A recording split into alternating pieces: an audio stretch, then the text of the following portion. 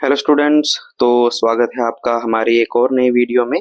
पिछली वीडियो में हमने बात कर ली थी कि हमारा डाइजेस्टिव सिस्टम किस तरीके से काम करता है, जोन ऑफ डाइजेशन कौन कौन से हैं, टाइप ऑफ डाइजेशन की बात करी थी, डाइजेशन क्या होता है, कैटाबॉलिक प्रोसेस क्या होता है, क्लासिफिकेशन ऑफ फूड क्या है हमारे पास, और हेटरोट्रोपिक ऑटोट्रोफिक न्यूट्रिशन की बात हमने इसमें कर ली थी।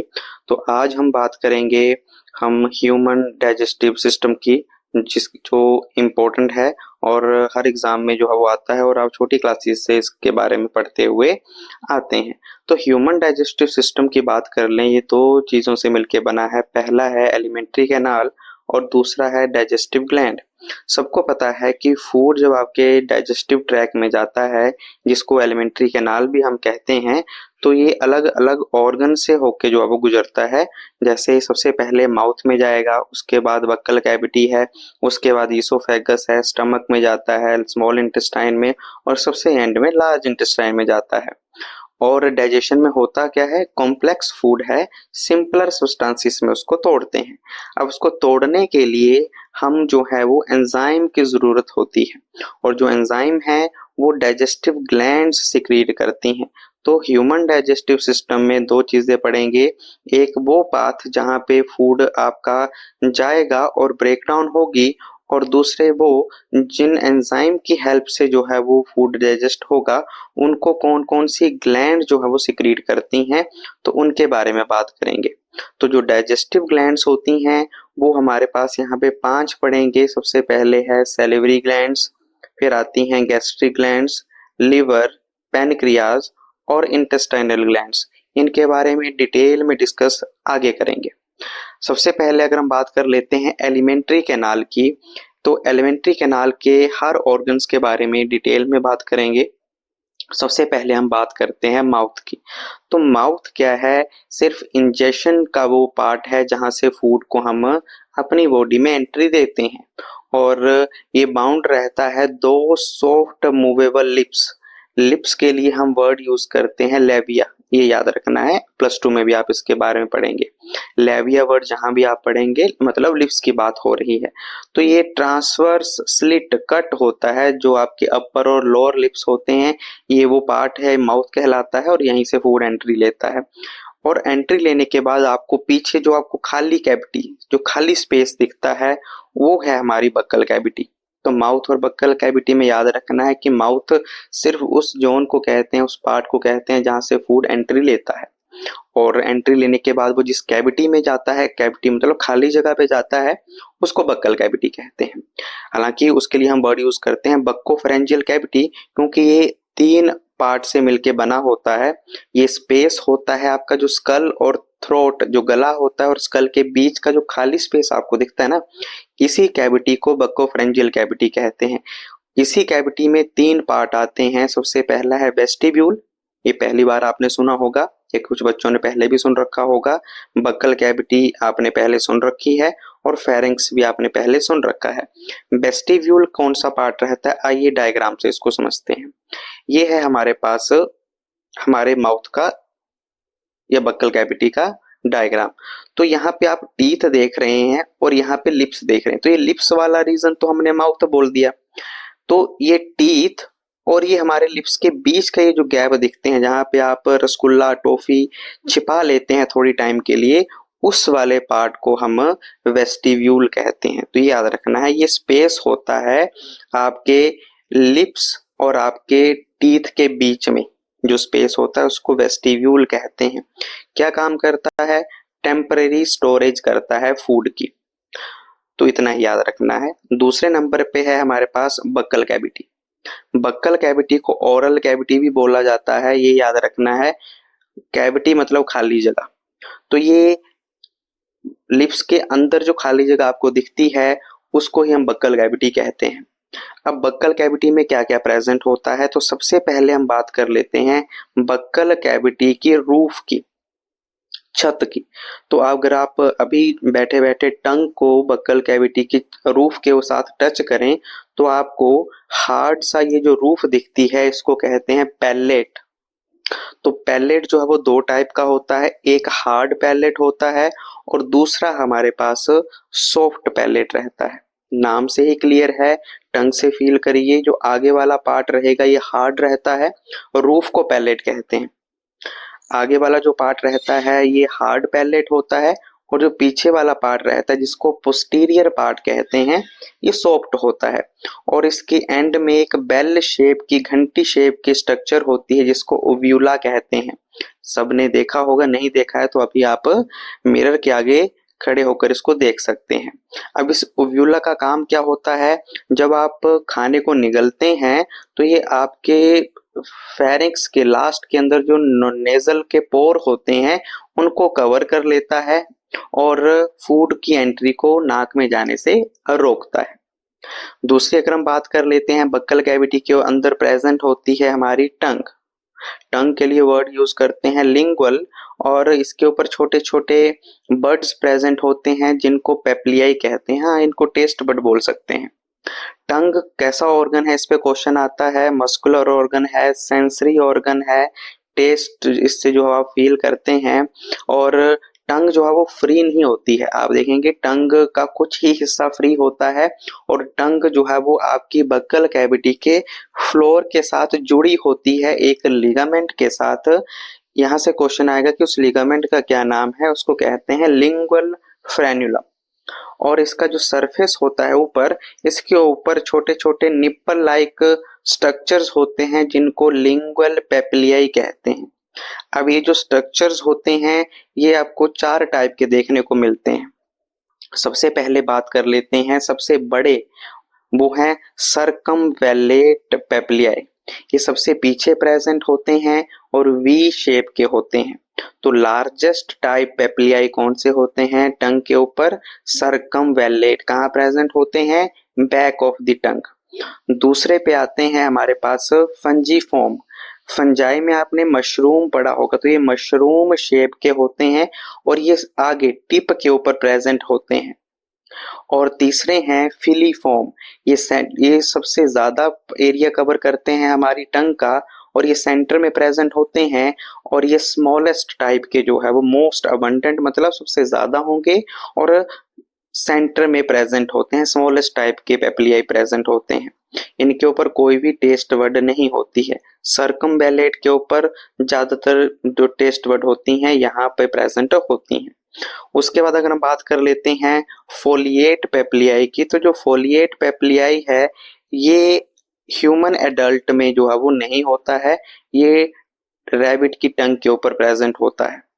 ठीक है, और ये रिच इन टेस्ट वर्ड होता है, तो ये हमारे अंदर अब्सेंट होता है और ये डीजनरेट हो जाता है कब, अर्ली चाइल्डहुड के टाइम पे। तो ये चार टाइप के पेप्लियाई आप टंग के अंदर पढ़ते हैं। इंपॉर्टेंट क्या है कि जो टंग है वो बक्कल कैविटी के फ्लोर के साथ किससे जुड़ी रहती है, लिंगुअल फ्रेन्यूलम।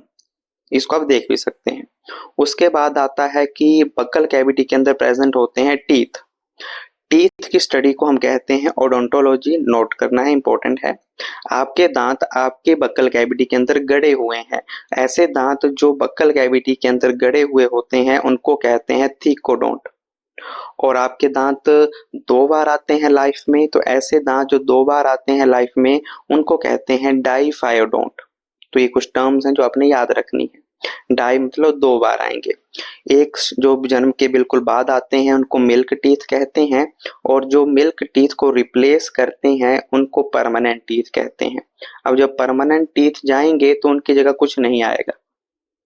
मिल्क टीथ की बात कर लेते हैं, छोटे होते हैं, वीकर होते हैं, 6 मंथ से आना शुरू हो जाते हैं और 24th मंथ तक ये आ जाते हैं और ये के बीच में ये अपीयर हो जाते हैं और इसके बाद इनको रिप्लेस कर दिया जाता है। 6 से 12 साल की उम्र के बीच में ये टूटना शुरू हो जाते हैं और 12 साल की एज तक इनको कंप्लीटली रिप्लेस कर देते हैं परमानेंट टीथ।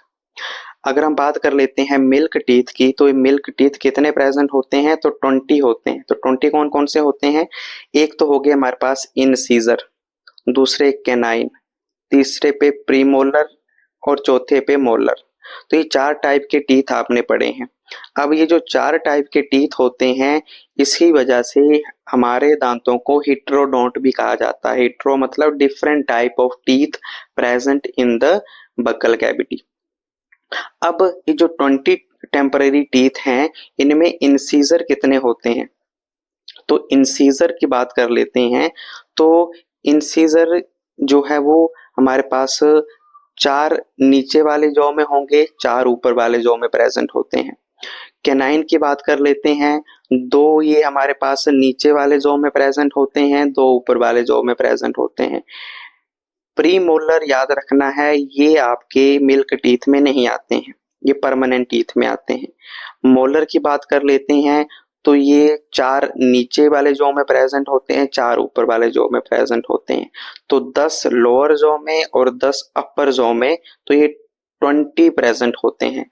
जबकि जब एडल्ट हो जाते हैं हम, तो ये मिल्क टीथ को रिप्लेस कर देते हैं हमारे पास परमानेंट टीथ, और परमानेंट टीथ हमारी बॉडी में आते हैं 32, और इनका डेंटल फॉर्मूला है 2123/2123।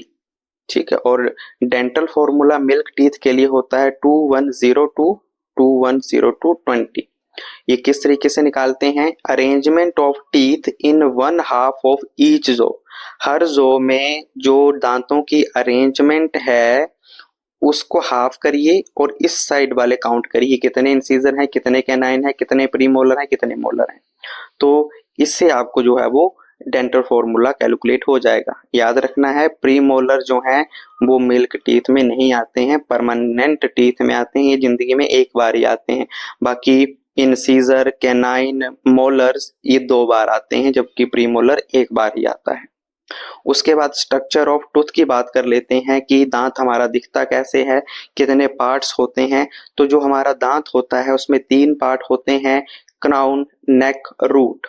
जो आपके गम है, आपका गम के ऊपर वाला जो पार्ट आपको दिखता है, इसको क्राउन कहते हैं। जो गम है इसको नेक कहा जाता है, और जो गड़ा हुआ पार्ट है अंदर बोन के अंदर, उसको रूट कहा जाता है। क्राउन जो है वो 2 पार्ट से मिलके बना है। एक जो व्हाइटिश पार्ट आपको दिखता है चमकदार, इसको एनामल कहते हैं, और एनामल के नीचे प्रेजेंट होता है डेंटाइन। डेंटाइन के पास ये जो टीथ बनाने वाले सेल्स होते हैं, तो बेसिकली जो आपका दांत होता है वो डेंटाइन से ही मिलके बना होता है। एनामल जो है ये हार्डेस्ट सब्सटेंस होता है ह्यूमन बॉडी के अंदर, और ये बना होता है हाइड्रोक्सी पेप्टाइड का। हाइड्रोक्सी पेप्टाइड कब बनता है? जब कैल्शियम और फास्फोरस आपस में मिलते हैं तो एक नया कंपाउंड बनाते हैं जिसको हाइड्रोक्सी पेप्टाइड कहते हैं, और इसी वजह से एनामल आपका हार्डेस्ट सब्सटेंस जो है वो बना रहता है आपकी बॉडी में। एनामल जो है वो कवर कर लेता है डेंटाइन को। डेंटाइन के अंदर प्रेजेंट होता है पल्प, और पल्प के अंदर प्रेजेंट होती हैं ब्लड वेसल्स बहुत सारी। तो जब कैविटी आपकी बॉडी में, आपके दांतों में लगती है, तो ये जो कनेक्टिव टिश्यूज हैं ये एक्सपोज हो जाते हैं, और ठंडा, गर्म और हवा लगने से आपको ये दर्द फील होता है। जो रूट होती है वो आपकी फिक्स रहती है एक मटेरियल से जिसका नाम है सीमेंटम। तो ये आपने याद रखना है कि जो आपका टीथ है वो 3 पार्ट से मिलके बना है, क्राउन, नेक, रूट। और जो हार्डेस्ट सब्सटेंस है ह्यूमन बॉडी में वो एनामल है, और ये किससे मिलके बना हुआ है? हाइड्रोक्सी पेप्टाइड का। बात कर लेते हैं नेक्स्ट हमारे पास, ये मैंने आपको बता दिया कि डेंटाइन जो है वो कवर रहता है एनिमल से, और डेंटाइन के अंदर पल्प रहता है जिसके अंदर आपके कनेक्टिव टिश्यूज रहते हैं, और ये डेंटाइन के पास ओडोंटोब्लास्ट नाम के सेल्स होते हैं जो डेंटाइन बनाते हैं, बेसिकली दांत बनाते हैं आपके। उसके बाद अगर बात कर लेते हैं फेरिंक्स की, तो बक्कल कैविटी में जो थर्ड पार्ट आता है वो है फेरिंक्स। फेरिंक्स एक वो चौराहा है जहाँ पे 2 चीजें आपकी मिलती हैं। पहला बक्कल कैविटी, और ऊपर से आपका आता है नेसल पोर। तो ये जो दोनों जहाँ चीजें मिलती हैं उसको फेरिंक्स कहा जाता है। फेरिंक्स के 3 रीजन होते हैं। इस डायग्राम को जूम करके ध्यान से देखेंगे कि जो फेरिंक्स है ये वाला रीजन है जहाँ पे आपके ये बक्कल कैविटी आपकी मिल रही है, और ये नेजल, ऊपर से नाक से जो सांस हवा आ रही है वो इस रीजन पे मिल रही है। तो जो फेरिंक्स का हिस्सा, जिस हिस्से में नेजल पोर ओपन होते हैं, इसको नेजोफेरिंक्स कहते हैं। क्लियर है? और जो हिस्सा फेरिंक्स का जहाँ पे बक्कल कैविटी एंड होती है उसको ओरोफेरिंक्स कहते हैं। और जो फेरिंक्स का एक लास्ट पार्ट रहता है, लोएस्ट पार्ट, जहाँ पे विंड पाइप प्रेजेंट होती है, उसको लैरिंगोफेरिंक्स कहते हैं। तो बेसिकली फेरिंक्स 3 रीजन में डिवाइड है। एक नेजोफेरिंक्स जहाँ पे नेजल पोर ओपन होते हैं, दूसरा ओरोफेरिंक्स जहाँ पे oral cavity buccal cavity and होती है, और थर्ड विंड पाइप वाला जहाँ पे जिसको हम कहते हैं लैरिंगोफेरिंक्स। तो सबसे ऊपर वाला पार्ट होता है नेजो और सबसे लोएस्ट पार्ट होता है फेरिंक्स का लैरिंगोफेरिंक्स। क्लियर है? नेजोफेरिंक्स के साथ ही एक और ओपनिंग होती है जिसको हम कहते हैं यूस्टेचियन कैनाल। ये यूस्टेचियन कैनाल आप आगे जाके पढ़ेंगे। ये आपके ईयर कान से जो है वो निकलती हैं और यहाँ पर आकर ओपन होती हैं। कई बार आपने देखा होगा कि आपके जब कान बंद हो जाते हैं तो आप जोर से वासी लेते हैं और फिर आपके कान ही ओपन हो जाते हैं। तो ये क्या है, ये आपके एटमॉस्फेरिक प्रेशर में चेंज आने की वजह से ये कान आपके बंद हो जाते हैं, और जब आप ये माउथ खोलते हैं तो ये प्रेशर यहाँ से रिलीज होता है और कान आपके ओपन हो जाते हैं। तो इसके बारे में आगे डिटेल में बात करेंगे। तो ये था आपका फेरिंक्स वाला रीजन। उसके बाद हमारा है ईसोफेगस। ईसोफेगस के बारे में हम नेक्स्ट क्लास में बात करेंगे कि ईसोफेगस जो है वो किस तरीके से काम करती है, कितनी लेयर से मिलके ये बनी हुई है, और कौन सी लेयर क्या काम करती है, और फूड इसमें किस तरीके से ट्रेवल करता है। तो अगर आपको ये वीडियो पसंद आई होगी तो आप इसको लाइक शेयर सब्सक्राइब जरूर करें, और अगर कोई डाउट होगा तो कमेंट सेक्शन में जो है वो कमेंट करें कि आपको कौन सा पोर्शन जो है वो समझ में नहीं आया है।